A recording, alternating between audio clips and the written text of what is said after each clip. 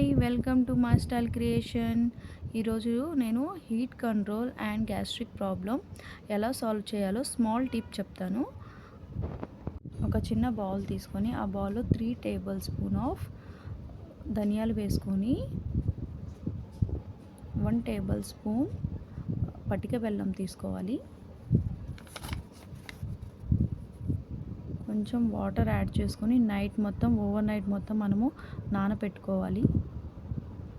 Early morning లేచి ఇలా ఉంటాయండి, చేంజ్ అయ్యాయి చూడండి. ఎర్లీ మార్నింగ్ లేచి ఒక చిన్న మిక్సీ జార్ తీసుకొని నైట్ మొత్తం నానబెట్టుకున్నవి మనం మిక్సీ చేసుకోవాలి.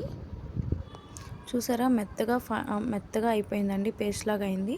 దాన్ని మనం ఒక చిన్న జల్లెడ చేసుకోవాలి. జల్లెడ చేసుకున్న వాటర్ని మనము ఎంప్టీ స్టమక్లో తాగాలి. వీటిని ఎంప్టీ స్టమక్లో తాగటం వల్ల హీట్ కంట్రోల్ అవుతుంది, ప్లస్ గ్యాస్ట్రిక్ ప్రాబ్లం ఉన్న వాళ్ళకి గ్యాస్ ప్రాబ్లం కూడా సాల్వ్ అవుతుందండి. మీకు కానీ ఈ టిప్ నచ్చినట్లయితే కమెంట్ చేయండి.